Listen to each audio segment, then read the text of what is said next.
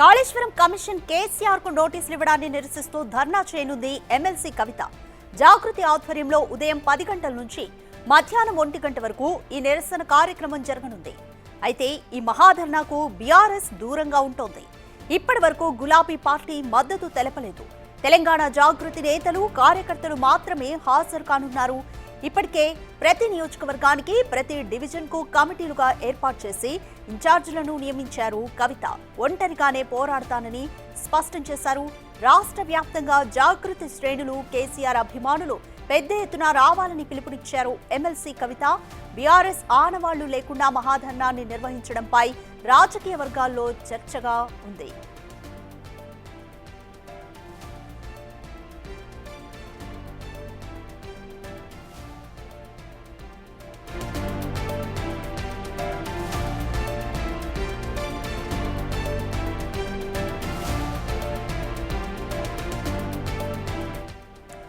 Kaleshwaram commission KCR కు నోటీసులు ఇచ్చిన సంగతి విదితమై. అయితే ఈ విధంగా నోటీసులు ఇవ్వడాన్ని నిరసిస్తూ ఈరోజు ఎమ్మెల్సీ కవిత ధర్నా చేయనున్నారు. అయితే జాగృతి ఆధ్వర్యంలో ఉదయం 10 గంటల నుంచి మధ్యాహ్నం 1 గంటల వరకు ఈ ధర్నా కార్యక్రమాన్ని నిర్వహిస్తారు. అయితే ఈ మహాధర్నాకు బీఆర్ఎస్ మాత్రం దూరంగా ఉంటుంది. ఇప్పటి వరకు గులాబీ పార్టీ మద్దతు కూడా తెలపలేదు. అయితే తెలంగాణ జాగృతి నేతలు, కార్యకర్తల ఆధ్వర్యంలో మాత్రమే ఈ ధర్నా జరగనుంది. అయితే ఇప్పటికే ప్రతి నియోజకవర్గానికి ప్రతి డివిజన్ కు కమిటీలుగా ఏర్పాటు చేసి జాగృతి ఇన్ఛార్జీలను కూడా కవిత నియమించారు. అయితే ఒంటరిగానే పోరాడతాను అంటూ స్పష్టం చేశారు. రాష్ట్ర వ్యాప్తంగా జాగృతి శ్రేణులు, కేసీఆర్ అభిమానులు ఈ ధర్నాలో పాల్గొనాలని, పెద్ద ఎత్తున పాల్గొనాలంటూ కూడా కవిత ఇప్పటికే పిలుపునిచ్చారు. బీఆర్ఎస్ ఆనవాళ్లు లేకుండా మహాధర్నాన్ని నిర్వహించడంపై రాజకీయ వర్గాల్లో ఈ అంశం చర్చనీయాంశంగా మారింది.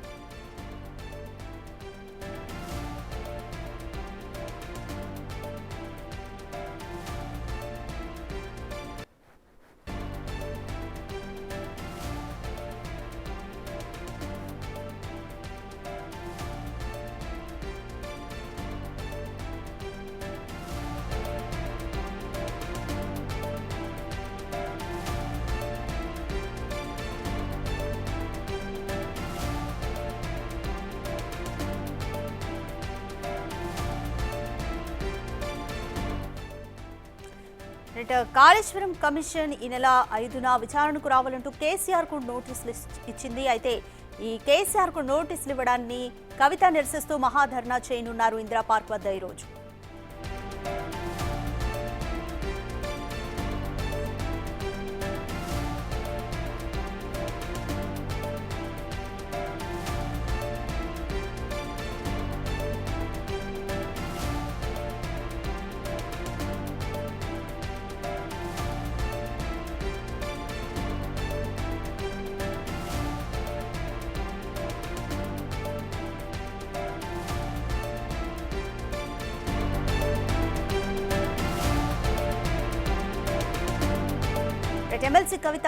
మాజీ ఎమ్మెల్సీ కవిత చేయబోతున్న మహాధర్నాకు సంబంధించి అప్డేట్స్ మనకు అందించడానికి కవిత నివాసం వద్ద మా ప్రతినిధి విజయ్ అందుబాటులో ఉన్నారు. అలాగే ఇందిరా పార్క్ వద్ద మా ప్రతినిధి సాగర్ అందుబాటులో ఉన్నారు. ఫస్ట్ కవిత నివాసం వద్ద పరిస్థితి ఏ విధంగా ఉందో తెలుసుకుందాం.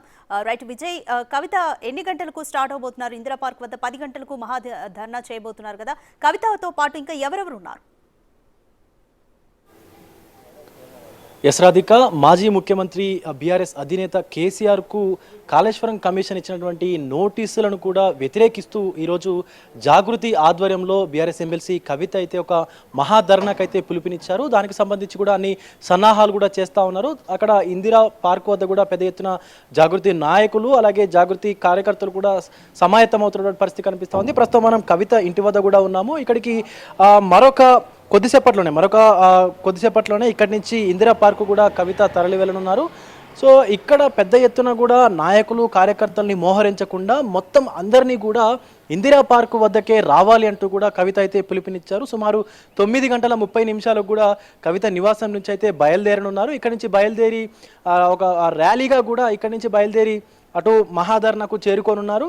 అయితే ఒక్కొక్కరుగా ఇక్కడికి జాగృతి నాయకులు, కార్యకర్తలు కూడా చేరుకుంటా ఉన్నారు కవిత నివాసానికి. ఇంకొకటి, కవితకు సంబంధించినటువంటి జాగృతి కార్యాలయం కూడా పక్కనే ఉండడంతో పెద్ద ఎత్తున కార్యకర్తలు కూడా జాగృతి కార్యాలయంకి చేరుకుంటున్నారు. ఇక్కడ నుంచి డైరెక్ట్గా ఇందిరా పార్క్ అయితే వెళ్ళనున్నారు.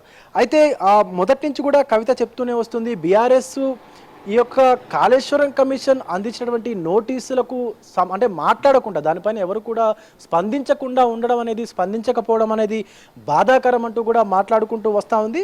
మొదటి నుంచి కూడా కాళేశ్వరం ఆ నోటీసులు కూడా కవిత వ్యతిరేకిస్తూనే వస్తూ ఉంది.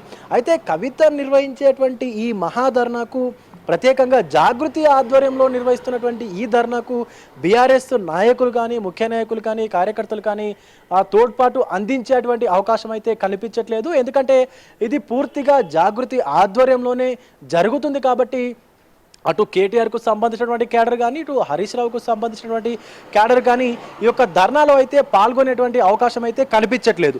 సో ఈ పరంగా చూసుకున్నట్లయితే కవిత ఒంటరిగానే ఈ మహాధర్నాకు పిలుపునిచ్చినట్టుగా కూడా తెలుస్తూ ఉంది. ఒంటరిగానే ఈ మహాధర్నాను కూడా నిర్వహించినట్లుగా కూడా తెలుస్తూ ఉంది. సో దీన్ని బట్టి చూస్తే ఫ్యూచర్లో కూడా, అంటే భవిష్యత్తులో కూడా కవిత ఒంటరిగానే పోరాటం చేస్తాను అని చెప్పినట్టుగా కూడా కనపడతా ఉంది. సో మొత్తానికి మరి కాసేపట్లో కూడా మహాధర్నాకు తన నివాసం నుంచి బీఆర్ఎస్ ఎమ్మెల్సీ కవిత అయితే బయలుదేరనున్నారు. అక్కడ ఈరోజు ఉదయం 10 గంటల నుంచి మధ్యాహ్నం 1 గంట వరకు కూడా శాంతియుతంగా మహాధర్నాన్ని నిర్వహించనున్నారు ఎమ్మెల్సీ కవిత. తదనంతరం కార్యకలాపాలపైన కూడా తిరిగి జాగృతి కార్యాలయంలో వారి యొక్క కార్యకర్తలతోటి, నాయకులతో కూడా చర్చించేటువంటి అవకాశం కనిపిస్తూ ఉంది. రాధిక. రైట్ విజయ్, ఇప్పుడు మహాధర్నా జరుగుతుంది. రైట్, హోల్డ్లో ఉండండి విజయ్. మహాధర్నా జరుగుతున్న ఇందిరా పార్క్ వద్ద సిచ్యువేషన్ ఏ విధంగా ఉందో మా ప్రతినిధి సాగర్ అందిస్తారు. రైట్ సాగర్, మహాధర్నా జరుగుతున్న ఇందిరా పార్క్ వద్ద ప్రస్తుతం పరిస్థితి ఏ విధంగా ఉంది? జాగృతి కార్యకర్తలు చేరుకుంటున్నారా? బీఆర్ఎస్ జెండాలు కనిపిస్తున్నాయా? సిచ్యువేషన్ ఏ విధంగా ఉంది?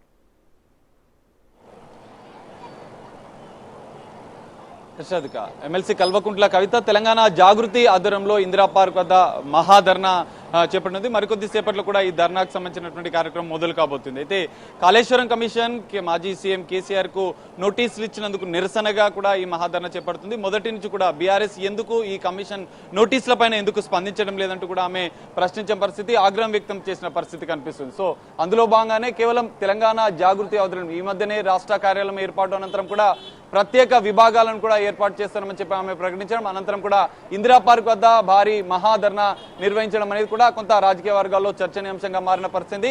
ఇలాంటి బీఆర్ఎస్ ఆనవాళ్లు లేకుండా కొంత వ్యూహాత్మకంగా రాజకీయంలో భాగంగానే కవిత ఈ మహాధర్నా చేపడుతున్నట్లు కూడా మనం అర్థం చేసుకుంది. ఎందుకంటే ఓన్లీ కేసీఆర్ తో పాటుగా జయశంకర్ మహాధర్నాకు సంబంధించినటువంటి మెయిన్ బ్యానర్ వద్ద కేసీఆర్ కి సంబంధించిన, జయశంకర్ సంబంధించిన ఫోటో మినహా ఎవరిది లేదు. తెలంగాణ యోధుడు, రైతు బాంధవుడు కేసీఆర్ గారికి కాంగ్రెస్ ప్రభుత్వం రాజకీయ కక్షతో ఇచ్చిన నోటీసులకు నిరసనగా ఈ మహాధర్నా అంటూ కూడా ఆమె ఒక తెలంగాణ ఫోటో, తెలంగాణ తల్లి ఫోటో, నా తెలంగాణ కోటి ఎకరాల మాగాణం కావాలన్న కాళేశ్వరం కమిషన్ కి సంబంధించినటువంటి నోటీసులకు నిరసనగా కూడా ఈ ధర్నా చేపడుతుంది. అయితే మనం చూడొచ్చు ఇక్కడ ఎలాంటి బీఆర్ఎస్ సంబంధించినటువంటి జెండాలు కూడా దర్శించలేదు. ఓన్లీ గ్రీన్ కలర్ లకు సంబంధించినటువంటి పోస్టర్లను, ఇటు బ్యానర్లను కూడా ఏర్పాటు చేసిన పరిస్థితి కనిపిస్తుంది. మరికొద్ది సేపట్లో రాష్ట్ర స్థాయి జాగృతి నాయకులు పెద్ద ఎత్తున ఇక్కడికి చేరుకున్నారు. చేరుకున్న అనంతరం కూడా ఈ మహాధర్నా కార్యక్రమం మొదలు కాబోతుంది. అయితే ప్రధానంగా బీఆర్ఎస్ సంబంధించినటువంటి నేతలు ఎవరు ఈ మహాధర్నాలో పాల్గొనడం లేదన్నట్లు తెలుస్తుంది. బీఆర్ఎస్ ఆనవాళ్లు లేకుండా ఓన్లీ కేసీఆర్ ఫోటో మాత్రమే ఇక్కడ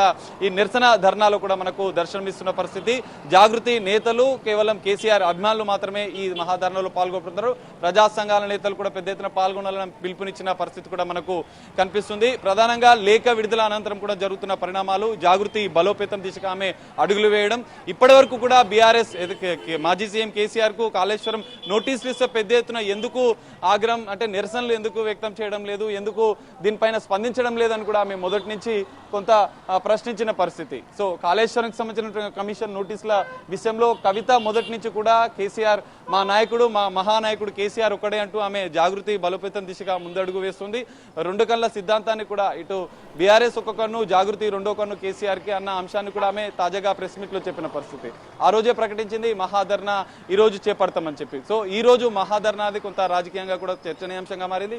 కేవలం తెలంగాణ జాగృతి ఆధ్వర్యంలోనే ఇది జరగబోతుంది. మరి బీఆర్ఎస్ శ్రేణులు దీనికి దూరంగా ఉంటారా, మరి ఎవరైనా వస్తారా, కేవలం జాగృతి సంబంధించినటువంటి నేతలు మాత్రమే ఈ మహాధర్నాలో పాల్గొనబోతున్నారనేది కూడా తేలాల్సింది. ఇక్కడ కవిత ఎలాంటి అంశాలు ప్రస్తావిస్తారనేది కూడా కొంత రాజకీయ చర్చనీయాంశంగా మారిన పరిస్థితి అయితే కనిపిస్తుంది. Radhika. Right, thank you Sagar and thank you Vijay. Kaleshwaram commission KCR కు నోటీసులు ఇవ్వడాన్ని నిరసిస్తూ ఎమ్మెల్సీ కవిత ఈరోజు ఇందిరా పార్క్ వద్ద ధర్నా చేయనున్నారు. అయితే ఈ ధర్నాలు ఎక్కడ కూడా బీఆర్ఎస్ ఆడవాళ్లు లేకపోవడం అనేది చర్చనీయాంశం.